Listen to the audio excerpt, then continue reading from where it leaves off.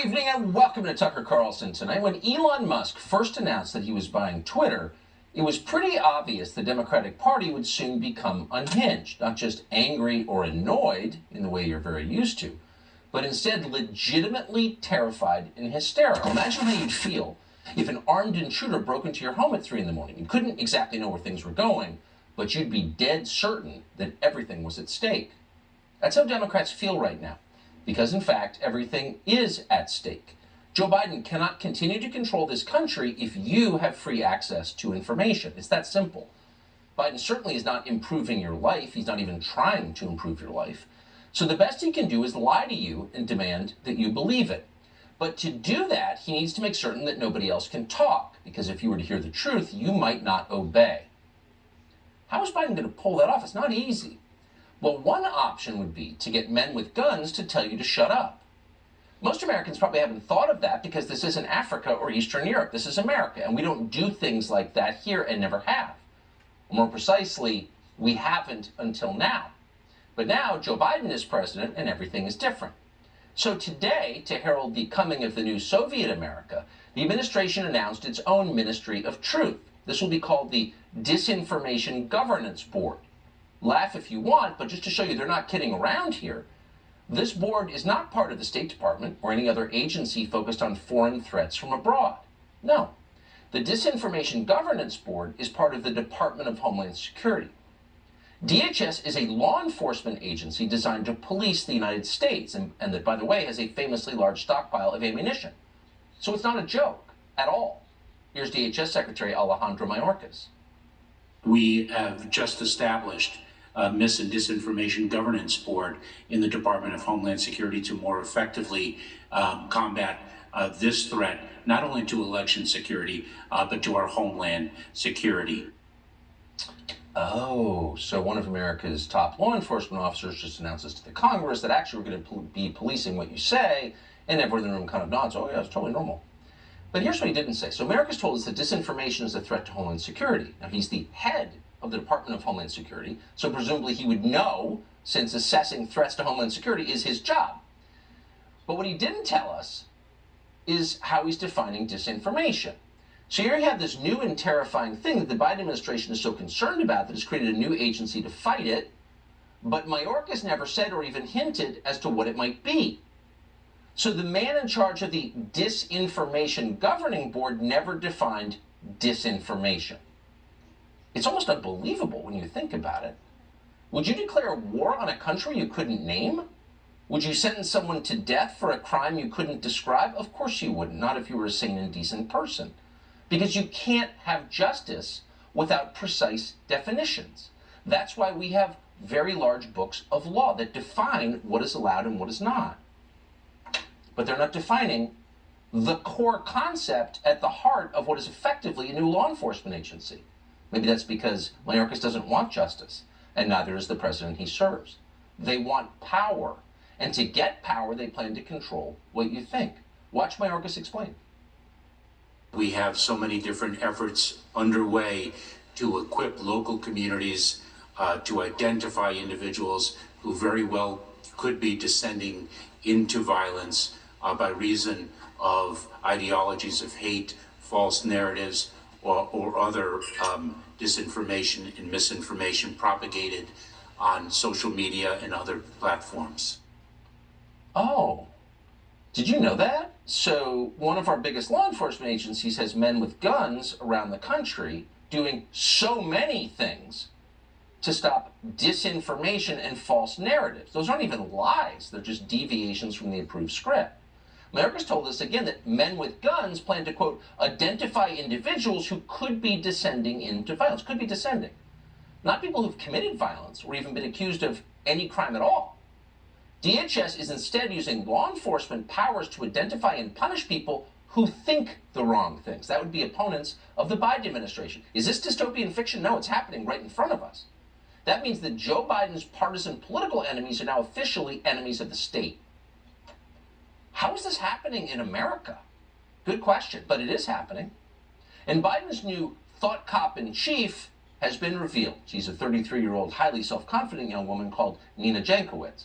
Jankowicz comes from a place called the Wilson Center That's a nonprofit named for America's other mentally incapacitated warmonger bigot president.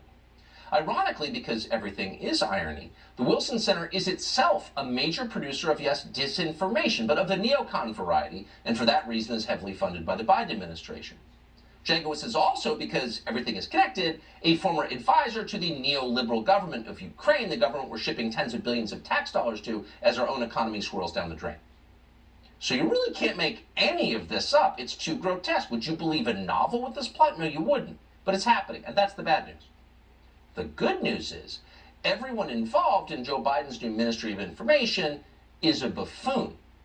They may be evil, but they're also ridiculous. Nina Jankowicz is the most ridiculous of all.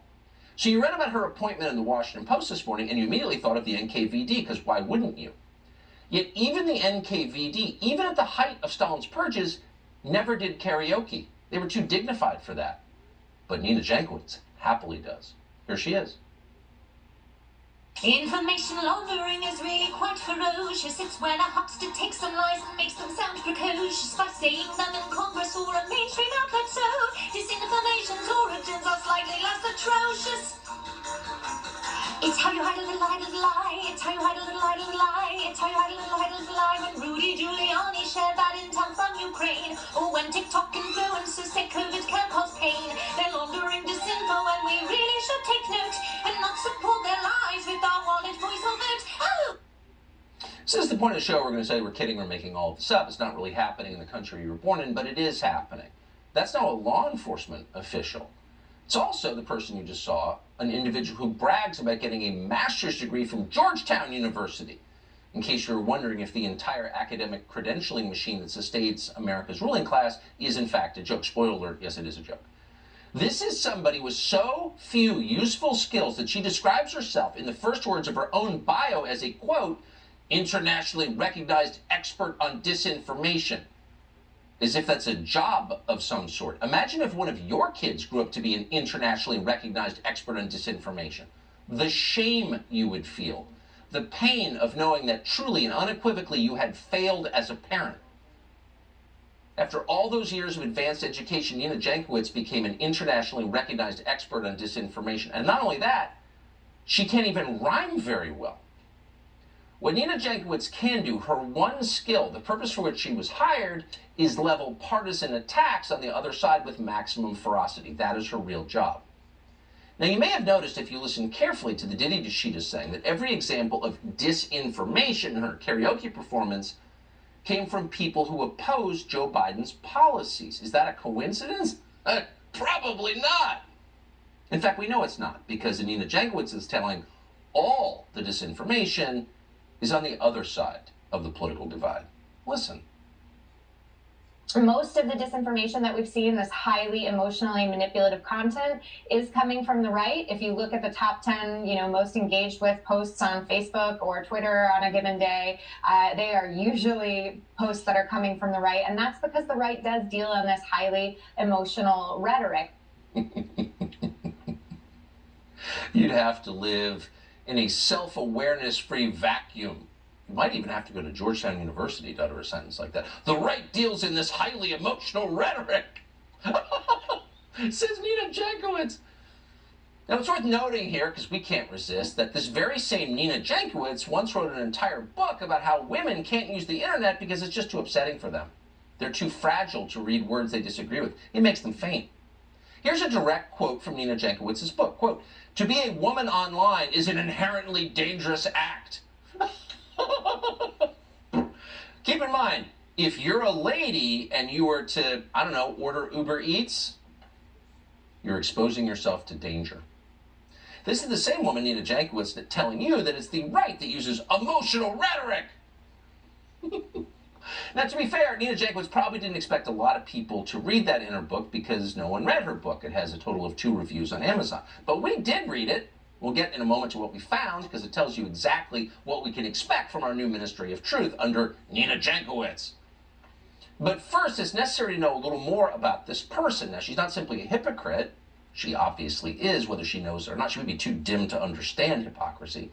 What she really is, of course, is a heavy for the Democratic Party, and she's done that job flawlessly. Nina Jankowicz, the disinformation hunter, once called the Hunter Biden laptop story, which is entirely true, a, quote, Trump campaign product.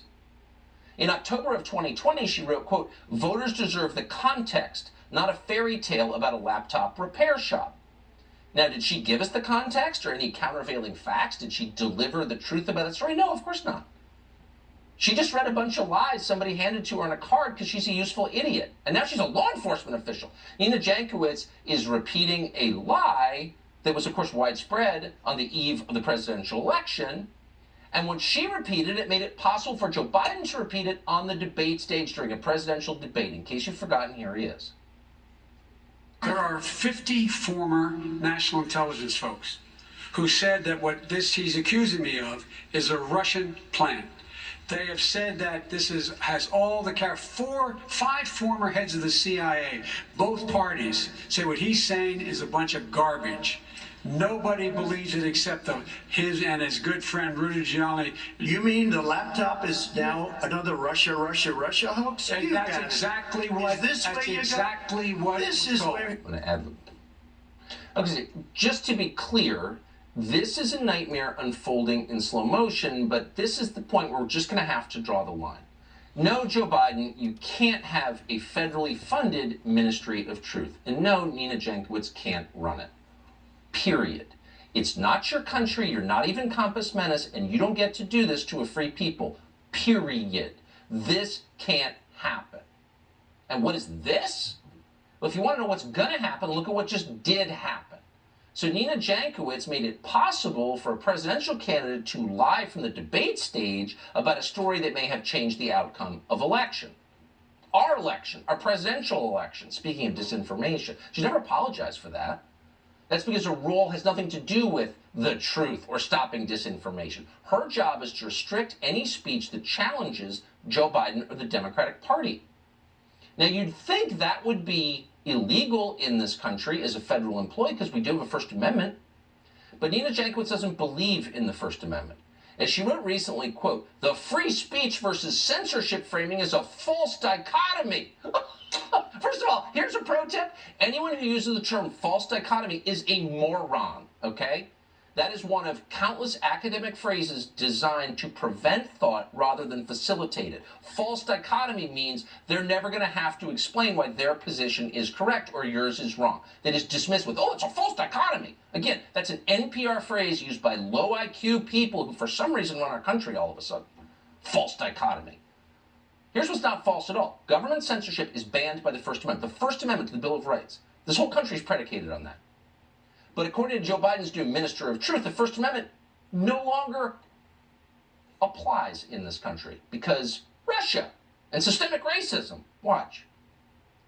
It's clear that actors like Russia are using those internal fissures, things like our systemic racism here in the United States, things like economic inequality, to amplify these issues and really make us distrust the system.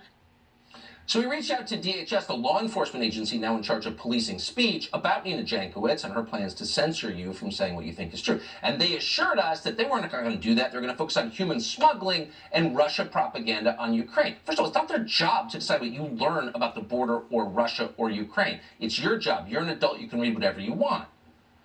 But of course, it's not about that anyway. If you read Jankowicz's book, which we did, you will realize very quickly she was hired to police domestic social media use. Period. Quote, I have hope we can change the norms by which our online ecosystem is governed, she wrote, in a typically illiterate sentence. This is what our colleges are producing. Morons who can't even write English.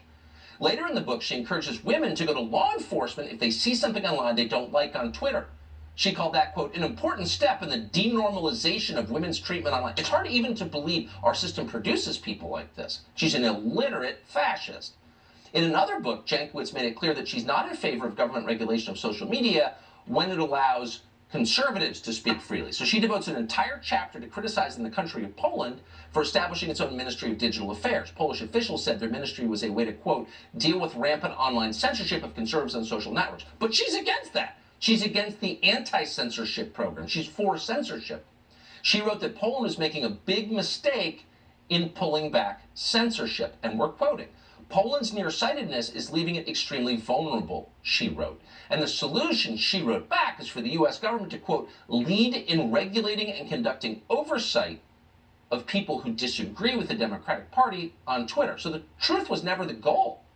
And we're quoting again. We are not even sure that facts can prevail over disinformation, Jankowicz wrote. We must first begin with addressing social media. And just to be totally clear, the means of the distribution of information are the key to their rule. It's all they have. They have nothing but that. If you knew what was actually going on, you wouldn't put up with this for a second. And they know that. And the Biden administration knew that Jankowicz wrote all of this. That's why they hired her.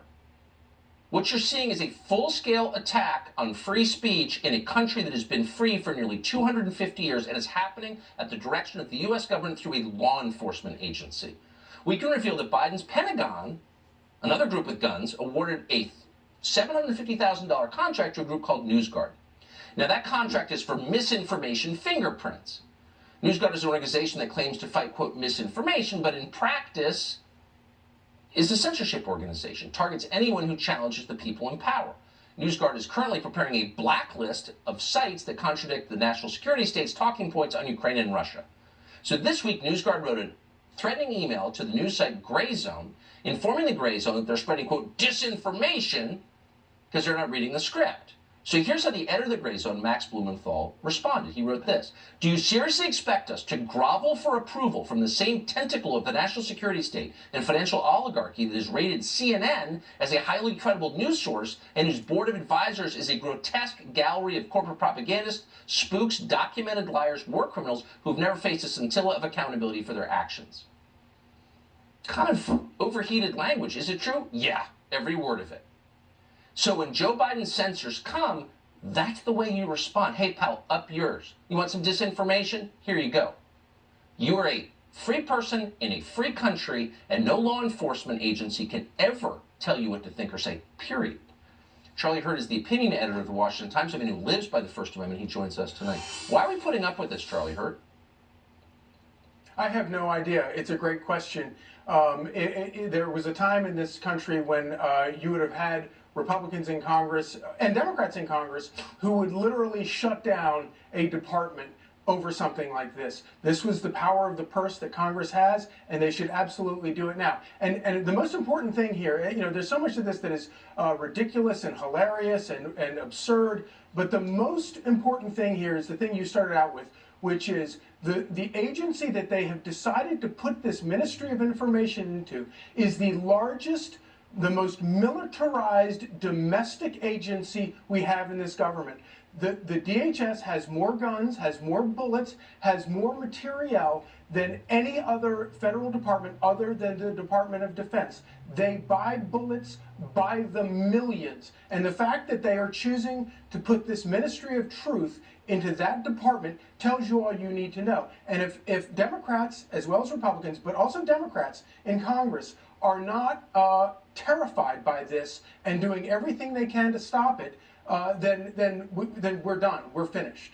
This has got to be the red line. We cannot put up with this. You can't have this. This. If there's anything that's unconstitutional, it's this right here, and we should stop it immediately, for real. Charlie Hurt, I appreciate it. Thank you. You bet. So the Biden administration is nullifying the First Amendment, that have also done everything they can to undermine the Second Amendment. First, Biden tried to appoint a lunatic called David Chipman to head ATF. Then he announced he's cracking down on ghost guns, a term he essentially made up. So the NRA is, who knows what the NRA is doing at this point? Donald Trump Jr. has stepped into the breach. He is a new Second Amendment organization designed to protect your right to defend yourself and your family. And we're happy to have Donald Trump Jr. join us now. Thanks so much for coming on, Don. So tell us about this group. This seems important. Well, the Second Amendment Task Force really stemmed from the David Chipman incident, when Joe Biden was going to appoint a radical anti-gun, the wacko of Waco, to head the ATF, to decide how you get to live your Second Amendment. It's very much like what you're just talking about as the First Amendment. The Ministry of Truth that was going to be the attack on Americans' First Amendment, Joe Biden's ATF nominees were going to be to the Second Amendment. The new nominee, Diddlebach, is another AR-15 grabbing, gun-hating, someone who wants to infringe on your rights. And you got to remember, this is someone who's been appointed by the Biden administration, the same administration who doesn't want you to have an AR-15, but was 100% fine, leaving something like 70,000 fully automatic M4 machine guns to the Taliban, who left Apache helicopters and missiles to the Taliban. So the attack on the Second Amendment is just as real as the first. And since we have the ability to mobilize, to put pressure on red state Democrats in states where people still believe in that Second Amendment to make sure that these radical nominees can't get confirmed. So your Second Amendment rights and your ability to protect yourselves and your family shall not be infringed. Some friends and I, we started what we call the Second Amendment Task Force, or 2ATF, to make sure that we can get in those markets rapidly. We're not competing with big organizations. It's not a mass mailer. It's me, some friends, going into those markets, putting pressure on the senators in those markets where they can't slide under the rug, where they can't let the media cover for them pretending they're defending people's Second Amendment rights when they're actually trampling on it. And it has to be done. So it's a rapid response network that we are going to do to protect the Second Amendment at all costs. Much needed, desperately needed, right? So we're sending advanced weapon systems to guys with swastika tattoos in the Azov battalion, but you can't defend your family in your own home. So we need this, and I appreciate it. Donald Trump Jr., thank you. Thank you, Tucker. So the New York Times is calling us names. You can guess what name they're calling us. We've got thoughts about it next.